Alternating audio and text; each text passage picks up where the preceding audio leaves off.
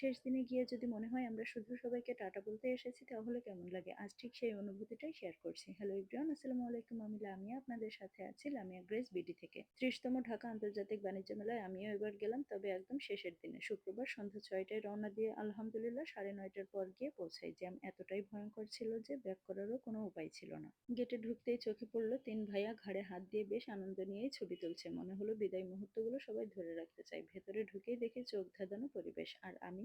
মেয়েদের চিরাচরিত দুর্বলতার জুতা আর লিপস্টিক, তাই দেরি না করে সোজা ইন্ডিয়ান জুতার দোকানে চলে গেলাম। কিন্তু সেলসম্যান ভাইয়া আমার হাইটের সঙ্গে ওনার হাইট মাপা শুরু করলেন। এতেই জুতা কেনার ইচ্ছা শেষ হয়ে গেল। মন খারাপ করে সেখান থেকে বের হয়ে এলাম। মনে হচ্ছিল আমার হাইটটা একটু কম হলেই ভালো হতো। এরপর একটা জুয়েলারি স্টলে ফিঙ্গার রিং দেখলাম, দাম পার পিস ১২০০ টাকা। সুন্দর করে রেখে চলে আসাই বুদ্ধিমানের মনে হলো। আরো কয়েকটা স্টল ঘুরে অল্প স্বল্প কেনাকাটা করলাম, তবে সত্যি বলতে আমার কাছে মনে হয়েছে ঢাকার শপিং মলের তুলনায় সেখানে বেশিরভাগ জিনিসেরই দাম একটু বেশি। সব মিলিয়ে শেষ দিন গিয়ে বাণিজ্য মেলাটা ছিল এরকম মিষ্টি বিদায়। কেনাকাটার চেয়ে অভিজ্ঞতাই বেশি নিয়ে ফিরলাম। আপনাদের কি মনে হয় শেষ দিনে মেলায় যাওয়া লাভজনক নাকি শুধু স্মৃতি জমা করার জন্যই?